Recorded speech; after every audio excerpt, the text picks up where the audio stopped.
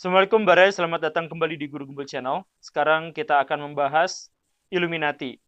Di episode ini spesial, saya tawarkan kepada Baraya dua opsi, seperti yang tertera dalam judul. Jadi judulnya sama sekali bukan clickbait.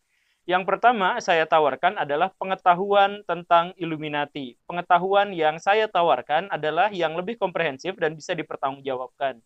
Kemudian opsi yang kedua adalah saya tawarkan Baraya juga kalau mau bergabung dengan Illuminati. Saya sudah punya aksesnya. Kalau Baraya milih tema yang pertama, bahwa Baraya pengen mengetahui pemahaman tentang Illuminati, maka tonton video ini sampai habis. Tapi kalau Baraya nggak sabar, beres intro, saya kasih tahu channelnya, biar masuk. Dijamin Baraya kalau memang layak, Baraya bakal masuk. Yuk kita mulai.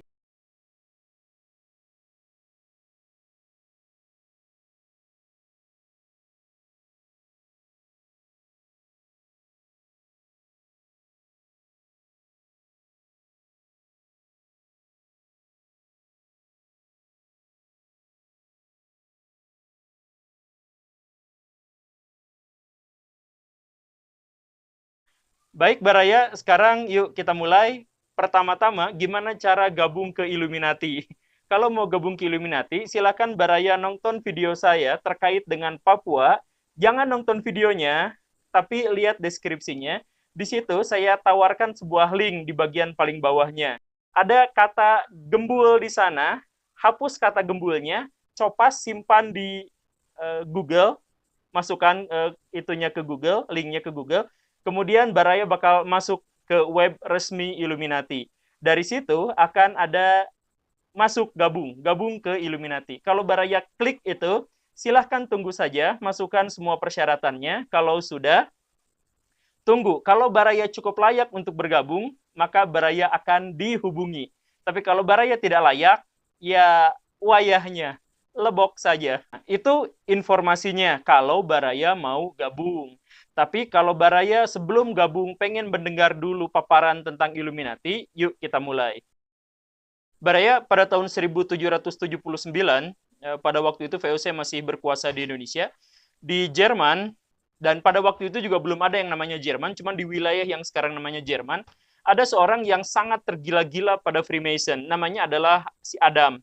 Si Adam ini adalah ordo Yesuit, semacam tarekat sufi kalau di dunia Islam, tapi ini Kristen dan tarekatnya agak nyeleneh.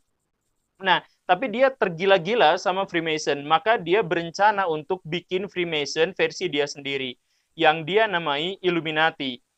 Perbedaannya yang paling utama dari Freemason adalah bahwa Freemason itu fokusnya pada bidang ekonomi. Freemason itu bikin loji-loji, bikin jaringan-jaringan yang biasanya fokusnya pada kerjasama ekonomi rahasia. Sedangkan si Adam ini bikinnya tentang pengetahuan, tentang kesadaran. Makanya dia kasih nama Illuminati. Illuminati yang dimaksud itu adalah dalam bahasa Arab, Arab eh, disebutnya Ishraqiyah atau pencerahan dari timur. Maksudnya kan matahari itu terbitnya dari timur. Nah, jadi orang-orang yang tercerahkan itu adalah orang-orang Illuminati. Dia fokusnya bukan pada perdagangan, bukan pada ekonomi sama seperti Freemason, tapi dia berpikir tentang intelektual, ilmu pengetahuan, dan kesadaran di masa depan. Bagi dia, di masa depan, agama seharusnya satu, dan nasionalisme juga seharusnya satu. Agama yang dimaksud adalah agama kemanusiaan, dan nasionalisme yang dimaksud juga adalah nasionalisme kemanusiaan. Coba Baraya pikirkan ini gagasan si Adam tentang Illuminati. Manusia itu sekarang terkotak-kotak. Perang itu terjadi gara-gara apa? Gara-gara nasionalisme dan gara-gara agama. Coba saya bawa Baraya pada sudut pandang Illuminati. Sekarang misal gini, Indonesia berperang melawan Belanda selama puluhan tahun. Ratusan ribu orang tewas dalam peperangan itu. Apa yang dihasilkan? Apakah hasilnya menjadi lebih baik? Seandainya pada waktu itu Indonesia tidak perang kemerdekaan, mungkin lah ya, mungkin kita masih pegang sama Belanda, katakanlah masih dijajah sama Belanda. Mungkin kan kita lebih baik. Hanya perbedaannya adalah yang menguasainya bukan orang Indonesia. Nah, emang kalau tidak dikuasai sama orang Indonesia, apa ruginya? Nah, dalam sudut pandang nasionalisme, nasionalisme kita telah mengkotak-kotakan manusia. Hanya gara-gara dia bangsa Belanda, kita bangsa Indonesia, maka kita jadi bermusuhan. Kita menjadi menolak kepemimpinan dari bangsa lain hanya gara-gara dia beda bangsa. Begitupun dengan agama, iya kan? Nah, makanya kata si Adam itu berpikirnya di masa depan seharusnya tidak usah ada nasionalisme, tidak usah ada negara, tidak usah ada pemerintahan. Kalaupun ada, itu harusnya agama dan negara yang satu dunia satu, mencakup seluruhnya, dan mengayomi seluruh manusia berdasarkan kesadaran, pengetahuan, dan keimanan. Keimanan pada Tuhan yang juga tunggal. Gagasan si Adam ini segera menarik banyak sekali orang-orang, termasuk justru dari orang-orang Freemason. Jadi banyak orang-orang Freemason di daerah yang sekarang namanya Jerman itu tertarik untuk masuk ke dalam ordo yang baru ini. Tetapi gara-gara gagasannya yang terlalu aneh, terlalu plural, maka pada waktu itu 9 tahun kemudian gereja langsung mengkat dan menawarkan hukuman mati buat siapapun yang masih terlibat dalam keanggotaan Illuminati. Sejak saat itu Illuminati punah. Meskipun Illuminati versi Adam ini punah, lenyap secara organisasi, banyak orang-orang yang terngiang-ngiang bahwa gagasannya tentang masa depan ini benar-benar bagus. Bahwa dunia semestinya tidak dikotak-kotakan oleh bangsa, oleh negara, oleh pemerintahan, oleh agama, dan seterusnya. Seharusnya manusia itu berada dalam satu kesatuan universal, baik dalam ilmu pengetahuan, teknologi, negara, dan lain sebagainya. Karena banyak yang terngiang-ngiang inilah, maka orang-orang banyak yang berusaha untuk mengembalikan ide-ide ini. Maka bermunculanlah orang-orang yang mengklaim sebagai pengikut Illuminati, walaupun pengikut Illuminati yang beda lagi. Dan karena pada waktu itu Freemason masih kuat, banyak orang-orang di antara orang-orang Freemason itu yang pengen memunculkan kembali Illuminati. Gagasan Freemason udah keren dalam hal jaringannya. Kenapa jaringan itu tidak diarahkan untuk pengetahuan dan kesadaran? Maka orang-orang Freemason banyak yang pengen mengembalikan Illuminati. Akhirnya banyak orang-orang yang kontra menjadi paranoid terhadap hal itu. John Robinson diantaranya adalah orang yang berpikir bahwa Freemason jangan-jangan memang sudah dikuasai oleh Illuminati. Dan yang kita pahami sebagai Freemason itu adalah Illuminati. Kemudian Barrel pada waktu itu berpikir bahwa yang menggagas, yang merencanakan, dan yang melaksanakan revolusi Prancis jangan-jangan adalah orang-orang Illuminati. Bahkan gak lama setelah saat itu, Presiden Amerika Serikat yang pada waktu itu belum benar-benar diakui, George Washington sampai menulis betapa bahayanya Illuminati yang menyerap dalam Freemason, yang terkandung dalam Freemason. Sebenarnya Illuminati-nya sudah punah awalnya, terus didirikan, jatuh gitu. Banyak orang yang berusaha mendirikan dan jatuh lagi. Tetapi karena pada waktu itu yang masih kuat adalah Freemason, dan Freemason ancamannya terhadap nasionalisme menjadi sangat kuat, sama seperti orang Indonesia sekarang takut banget sama FPI gitu, takut banget sama Wahabi, takut banget sama Hizbut Tahrir gitulah ya. Nah, Freemason dan Illuminati pada waktu itu juga ditakuti dengan cara yang seperti itu. Akhirnya gerakan-gerakan yang dianggap sebagai konspirasi itu menjadi menyeruak, walaupun tidak besar, tapi dianggapnya menjadi terlalu besar. Dan karena itulah sejak saat itu antara Freemason dengan Illuminati hampir tidak bisa dibedakan. Orang ketika berpikir tentang Freemason, dia berpikir bahwa di dalamnya ada orang Illuminati. Begitupun sebaliknya, orang ketika berbicara tentang Illuminati, orang-orang akan berpikir bahwa ini adalah bagian dari Freemason. Dan seterusnya. Freemason sendiri adalah sebuah organisasi yang sudah mapan. Kalau masuk ke dalam konteks Indonesia, dia sudah ada bahkan sejak VOC didirikan. VOC didirikan itu oleh Freemason. Sekarang, ketika informasi antara Freemason dengan Illuminati sudah bersatu, maka kita benar-benar pusing. Saya ambil contoh, pada tahun 1844, Freemason mengangkat orang pribumi pertama sebagai kader Freemason di Indonesia. Kemudian ketika Indonesia sedang mabuk nasionalisme, demokrasi, sosialisme, komunis, pan-islamisme, dan sebagainya, di era tahun 1900-an, orang-orang Freemason juga kembali merekrut orang-orang Indonesia pribumi. Beberapa ketua Budi Utomo, diantaranya adalah Aryo Noto Dirojo, dan kemudian Adipati Tirto Kusumo, itu adalah orang Freemason. Jadi, saya dulu pernah berpikir-pikir, ini Budi Utomo itu gagasan yang paling awal, nanti ya, gagasan paling awal, bukan setelah nanti diwarnai oleh Cipto Mangunkusumo, bukan oleh orang-orang seperti itu, tapi gagasan yang paling awal di zaman Dr. Wahidin, itu benar-benar sama, identik dengan gagasan Freemason. Tokoh di Indonesia yang paling terkemuka, yang jabatannya paling tinggi, dan dia adalah orang Freemason, adalah Dr. Rajiman Widyoningrat.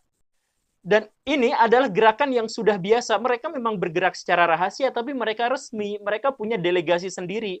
Bahkan orang-orang Freemason, atau entahlah namanya di dalamnya juga ada Illuminati, mereka mengirim surat secara resmi kepada Presiden Soekarno dan Hatta. Ketika konferensi meja bundar selesai dan Indonesia diakui kedaulatannya, salah satu pihak pertama yang mengakui kedaulatan Indonesia yang memberikan selamat itu adalah orang-orang Freemason. Kata-katanya adalah seperti ini. Berhubungan dengan pengangkatan yang mulia sebagai Presiden pertama Republik Indonesia Serikat, Freemason dengan segala hormat mengucapkan selamat kepada Yang Mulia dan menegaskan kepada Anda bahwa tujuan-tujuan negara Republik Indonesia untuk melayani kemanusiaan seluruhnya mendapatkan resonansi dalam asas-asas Freemason. Begitu. Gak lama kemudian Muhammad Hatta balas surat itu. Hatta bilang, oke, sama-sama. Hatta kemudian menegaskan bahwa dalam Pancasila, Indonesia telah menekankan sisi kemanusiaan. Salah satu poin dalam Pancasila itu tentang kemanusiaan. Hubungan baik antara pejabat-pejabat tertinggi Indonesia dengan Freemason berlanjut setidaknya sampai 2 tahun kemudian. Indonesia memberikan izin untuk didirikannya gerakan Freemason di Indonesia dengan nama Purwoduksino.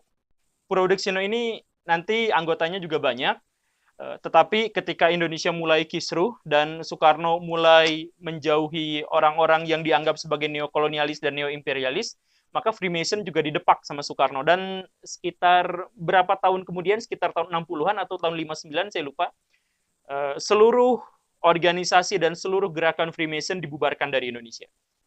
Freemason yang entah apakah itu bagian dari Illuminati atau bukan. Ingat, seperti yang saya sampaikan tadi, sejak tahun 1700-an akhir, kita benar-benar tidak bisa memilah mana Freemason dan mana Illuminati.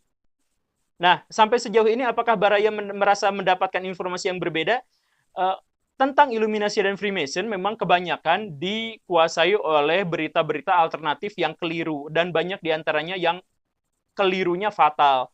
Di Indonesia ada beberapa ustadz yang sampai dengan teguh menyatakan bahwa Illuminati itu begini-begini telah menguasai bla bla bla bla dan akan terjadi kiamat dan ada dajjal dan sebagainya.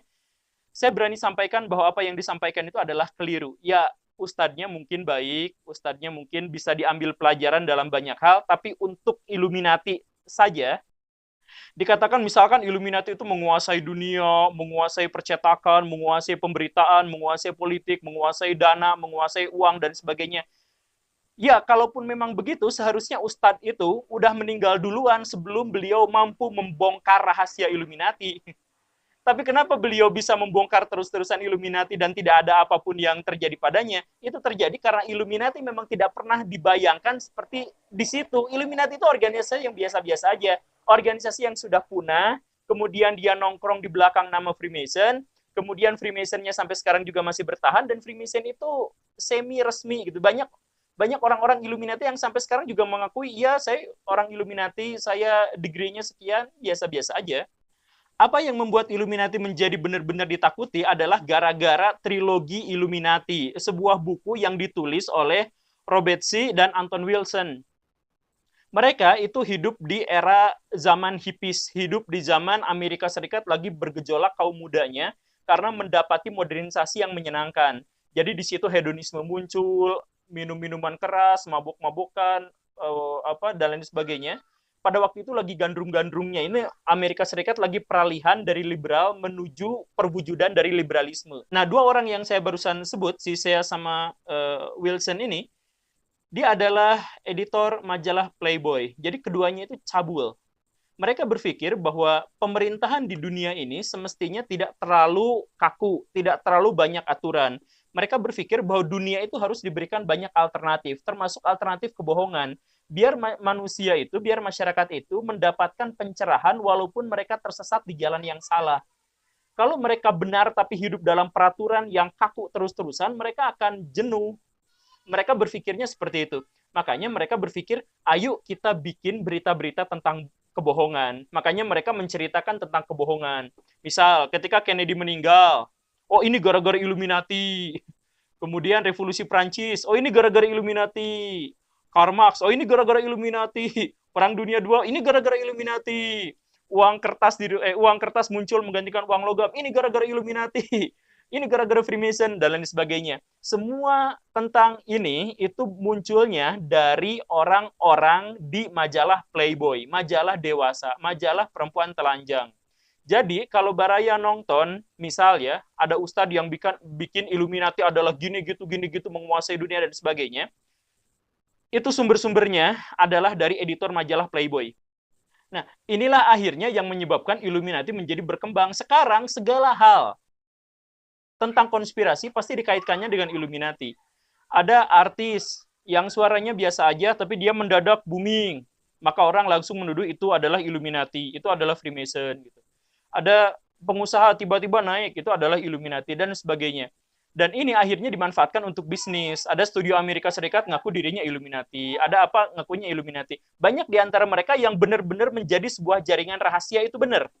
Tapi namanya pasti bukan Illuminati. Dan kalaupun namanya Illuminati, pasti bukan Illuminati yang sejak awal muncul itu. Ini adalah bisnis besar, gimana caranya agar pembodohan terhadap masyarakat itu tetap berlanjut, sehingga ketika masyarakat benar-benar tetap takut, tetap terobsesi terhadap Illuminati, maka mereka tetap akan dapat biaya yang besar, duit yang besar. Artis-artis gimana caranya pengen cepat terkenal, langsung bikin logo gini, nih, wah itu langsung kontroversi, kan rame lumayan gitu. Padahal belum tentu. Saya katakan belum tentu karena bisa iya, bisa tidak. Saya katakan Illuminati itu atau organisasi di belakangnya yang sangat rahasia, yang bla bla bla, yang bikin sebuah agen untuk menaikkan orang ini, menurunkan orang itu memang benar-benar ada. Saya yakinkan itu ada. Bahkan linknya saya punya banyak juga terkait hal itu.